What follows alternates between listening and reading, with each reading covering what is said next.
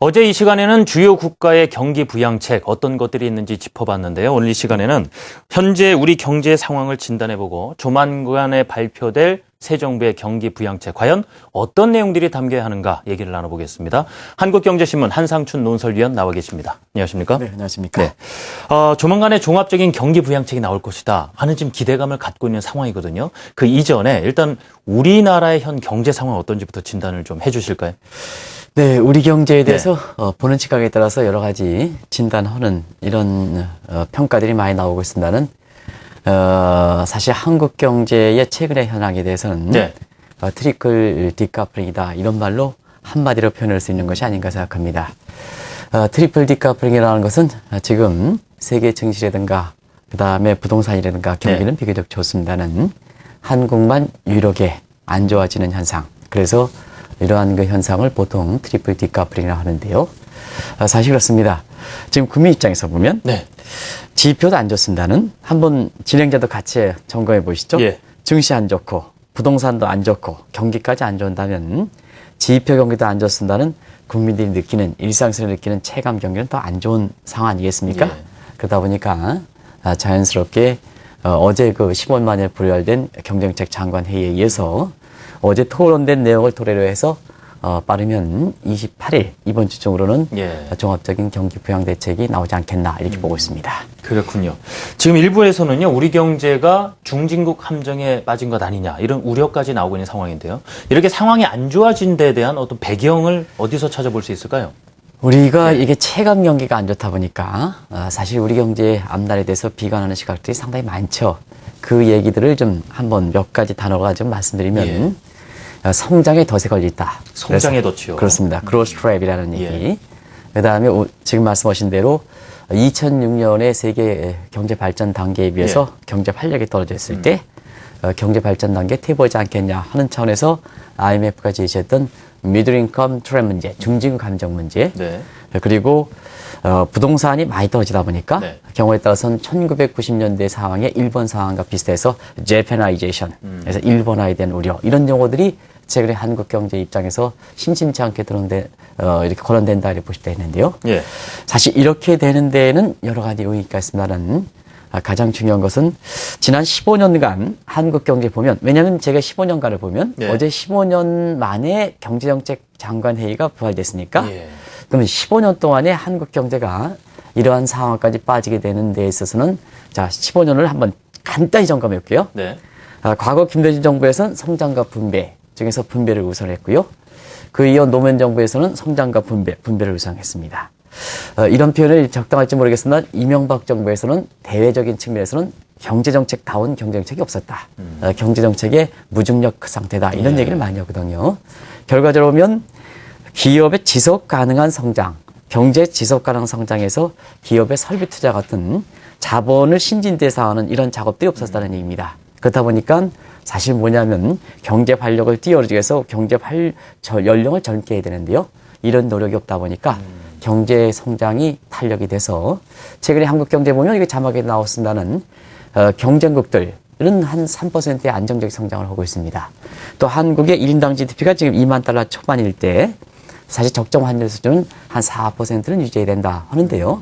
사실 경쟁국의 3%에 비해서 지금 우리나라 2% 중반. 적정 성장률, 우리 경제발전 단계에서 적정 성장률은 4%에 비해서 2% 중반 하다 보니까 사실 경제의 탄력도가 떨어지지 않느냐. 그래서 조로화 문제와 함께 성장의 덫, 중진국 함정, 일본화 문제, 재패나이제이션 문제 이런 우려가 나오고 있다고 볼 수 있습니다. 어쨌거나 정책적으로 측면에서 보면 위기 과정에서 정책 당국이 너무 소극적으로 대응한 것, 재정적인 측면에서는 경기 부양보다는 균형화, 건전화에 중점을 둔 것.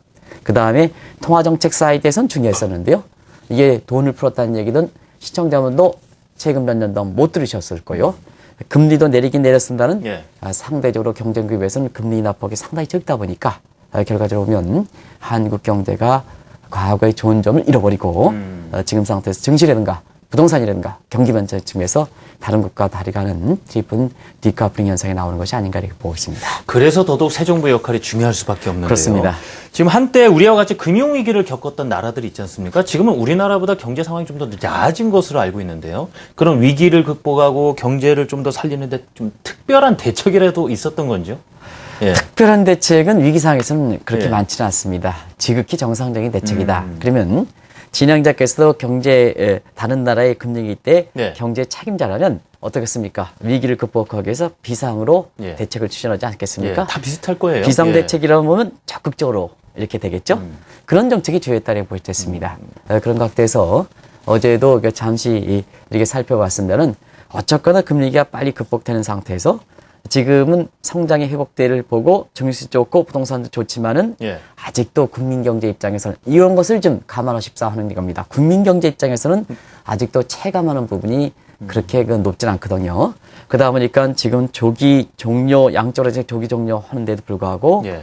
각국들이 국민들한테 보다 경제 성과를 이렇게 내주기 위해서 경기 회복의 어떤 경기 부양책에 고삐를 지는 것이 어제 말씀드렸습니다는 미국도 그렇고 일본도 그렇고 유럽도 그렇고 그다음에 경우에 따라서는 중국도 그렇고 하는 것이 최근의 각국의 모습이거든요. 다시 한번 초반에 강력한 경기 부양책에서 경제 정책으로 양적완화 정책 조기 종료해서 이 부양책에 흐트러질 조짐이 일부에서 보이는 상태에서 국민들 입장에서 아직까지 경기 회복에 맛을 충분히 느끼지 못했다 하는 차원에서 경기 회복에 고삐를 재고 있는 것이 우리보다 사정이 나은 예. 각국들의 모습이다 볼 수 있습니다. 일단은 뭐 경기 지표들이 좋아진다 하더라도 말 그대로 국민들 입에서 먹고 살기 힘들다라는 말이 좀 사그라질 정도의 그 수준이 돼야 될 텐데 말이죠. 우리가 지금 말씀대로 빠르면 이번 주 중으로 경제 종합 대책이 발표될 예정입니다. 자, 단도직입적으로 최소한 이 정도 내용은 담겨야 되지 않는가 어떻게 보십니까? 네, 예. 진행자분께서도 경제가 좀 어려운지 오늘 좀 표현하시는 내용들이 예. 굉장히 좀 센가요? 강한 어조로 이렇게 예. 하시는 것 같아요. 그게 우리 국민들의 지금의 심정이 아닌가 생각합니다. 그래서 우리가 종합적인 대책 하면 최소한 종합적인 대책하면 너무 멀징하게 좀 모든 걸 막 나오면 우선순위가 결부되는 측면이 있거든요. 그런 측면에서 보면 반드시 지금 정책 여지가 그렇게 높지 않은 상태에서 보면 우선순위를 둬서 그야말로 국민들이 바라는 내용들은 반드시 좀 최우선순위를 둬서 포함시켜야 되지 않겠냐 생각합니다. 네. 왜냐하면 과거에도 종합적인 대책하면 기대는 많습니다는 딱 펼치고 보면 국민 입장에서 바라는 내용들이 없는 별볼일 없다, 이런 표현들도 이런 나오고 내용들이 있죠. 많거든요. 그런 각도에서 보면 최소한 국민들이 이런 정도의 정책은 필요하지 않겠나 하는 생각이 드는데요. 일단 그렇습니다. 무엇보다 지금 앞서 말씀드린 같이 체감 경기 안 좋고 활력이 떨어졌거든요. 그러면 시청자 여러분 지금 상태에서 우리 국민들이 가장 활력을 빨리 할 수 있는 대책이 뭘까 예. 하는 측면에서는 역시 우리 국민들 생활의 재테크 문화가 한 75%가 부동산에 있기 때문에 부동산부터 뛰어오르는 것이 가장 좋습니다. 그래서 다소 무리를 준다 하더라도 부동산 부분에 이렇게 뛰어서 경제 활력부터 끌어올려야 박근혜 정부에서 정책 시그널을 줄 때 국민들이 여기에 레스폰스를 잘하면 예. 동일한 정책에서 효과가 나온다 해서 경제 활력부터 끌어올리기 위해서는 부동산부터 최우선순위를 둘 것 하는 문제를 좀 말씀드리겠습니다. 또 한 가지는 위기를 극복할 때 미국도 그렇고 일본도 그렇고 전부 수출을 통해서 내수보다는 수출을 통해서 위기 돌파구의 활로를 찾은 모습이거든요. 한국 경제 입장에서는 수출에 아주 익숙한 경제 체제를 갖고 있기 때문에 사실 수출 쪽에 좀 무게를 두는 이런 쪽에 종합대책의 내용이 포함되지 않겠냐 생각하고요. 네. 또 한 가지는 지금은 경제 성과가 나오면 바로 국민들한테 보여줘야 됩니다. 왜냐하면 과거에는 정책 당국자를 위한 국민의 공치사하기 위한 경기 대책이 많았습니다. 그래서 뭐 지표상으로 올라간다 해도 정작 오늘 이제 선진 각국들이 우리가 보았습니다는 네. 국민의 입장에서는 성과가 나타나지 않은 측면이 있거든요. 그런 측면에서 보면 경제 성과가 나오면 바로 국민들에게 보여주는 이런 고용 창출과 같은 이런 쪽에 특히 중하위계층의 고용 창출에 아주 주력한 이런 쪽에서 바로 생산되면 분배로 연결시키는 이 통로가 제대로 작동할 수 있게끔 이런 그런 쪽에 중점을 두는 예. 종합 대책이 내용들이 포함되어야 되지 않겠나 생각합니다. 부동산, 수출, 고용에 있어서 적극적인 의지가 담겨야 된다 했는데 그렇다면 이런 목표를 실행하기 위해서는 또 정책 수단이 중요하지 않습니까? 현재 우리 시점에서 좀 활용할 수 있는 정책 수단들이 어떤 게 있을까요? 그게 문제입니다. 지금 종합 대책이 발표될 예정입니다는 많은 대책, 많은 내용이 또 국민들이 요구하는 사항이 많기 때문에 그것 다 수용하려면 네. 역시 정책 여지가 상당히 중요해야 된다, 많아야 된다 이렇게 보시면 되겠는데요. 정책 여지가 그렇게 만만치 않습니다. 그래서 다소 무리를 두더라도 지금 한국 경제 상황이 어렵니까? 어려운 문제를 풀어가기 위해선 다소 무리를 둬도 사실상 나중에 경제 여건이 좋을 때 그 후유증을 채워내 가면 됐다. 어제 현호석 부총리께서 아마 그런 말씀을 잘하는데요. 비교적 지금의 여건을 볼 때는 아주 적당한 이렇게 발언이 아니었던가 생각합니다. 그런 관점에서 네. 역시 경기 부양 효과가 큰 것은 재정 정책입니다. 그래서 지금은 한국이 국가 채무 비율이 GDP 대비해서 한 30%이기 때문에 재정이 네. 건전한 상태거든요. 그래서 지금 상태에서는 건전화보다는 균형보다는 적자 국채라든가 이런 걸 포함해서 추경 편성이라든가 이런 걸 통해서 재정 지출을 좀 이렇게 증대시켜서 네. 재정 쪽에 경기를 부양해야 된다 하는 것을 말씀드리고요. 또 한 가지는 누누이 말씀드리는 파리스 믹스 측면에서 재정 정책만 하면 안 됩니다. 자, 정부가 경기를 부양하겠다고 해서 통화 정책을 강구하는 사람들이 대여건이 좋으니까 금리는 동결해야 된다. 돈은 공급해야 돼. 좀 더 지켜보자. 이러면 경기 부양 효과가 나타나지 않거든요. 항상 정책이라는 것은 파리스 믹스가 중요하다. 네. 재정 정책과 통화 정책은 두 축입니다. 이런 측면에서 보면 서로 정책 협조를 해서 기준금리 인하라든가 이런 측면을 통해서 서로 정책적으로 좀 공모를 해가는 이런 모습이 좀 필요하고요. 그 다음에 무엇보다도 한국 경제의 훈기를 움푹이 돌기 위해서는 수출이 잘 됩니다. 이것을 통해서 경제 분위기를 확산시킨다는 측면에서 보면 역시 환율은 일정 수준 이상, 적정 환율 수준 이상 이렇게 유지해서 사상 수출을 좀 증대시키는 이런 쪽의 모습이어서 추경 편성 내지는 적자 국채 발행 그리고 기준금리 인하 그리고 환율은 고환율 수준 유지 예. 최소한 이런 내용들이 정책 수단으로 가져가야 되지 않겠냐 생각합니다. 지금 보면은 경기 부양 대책의 예고편이라 그럴까요? 추가 경정 예산에 대한 얘기가 나오면서 뭐 10조 원 얘기까지 나오고 하는데요. 국민들 근데 입장에서 봤을 때 이 새 정부 출범하자마자 추가 예산인가 하고 궁금해하는 분들 많거든요. 많으시죠? 예. 네네. 그 대목이 아마 이번에 그 경제 종합 대책에 필요한 재원을 추경 편성하고 했다. 예.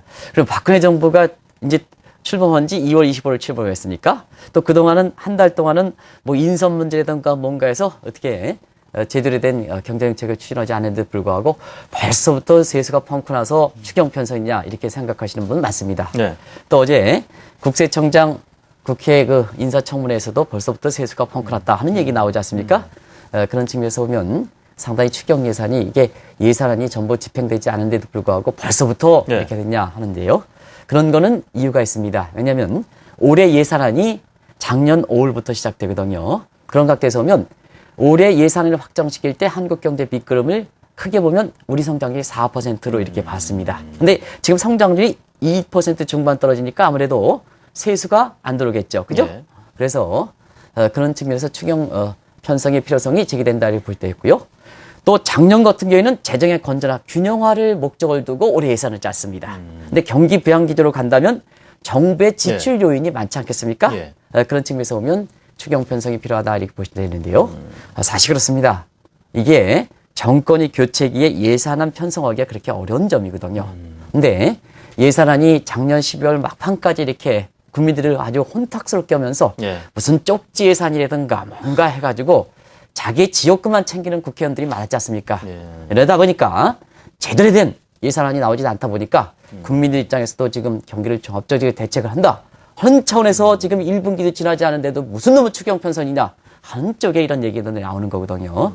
상당한 부분 뒤늦게 정부 정책을 이어가는 박근혜 정부 입장에서 보면 사실 이전 정부가 이렇게 균형을 중심으로 하고 그다음에 성장률도 과대 포장해서 4%로 이렇게 해서 짠 예산안 때문에 예. 지금 여러 가지 현안을 풀어가려고 그러다 보니까 상당히 어려움이 이러나 저러나 어려움이 봉착하고 있는 것이 예. 박근혜 정부의 입장이 아닌가 생각합니다. 예. 자, 이렇게 해서 이제 곧 새 정부에서 발표될 경기 부양 대책, 과연 어떤 것들이 담겨야 하는지 하나씩 짚어봤습니다. 한국경제신문의 한상춘 논설위원과 얘기 나눠봤습니다. 고맙습니다. 네, 고맙습니다.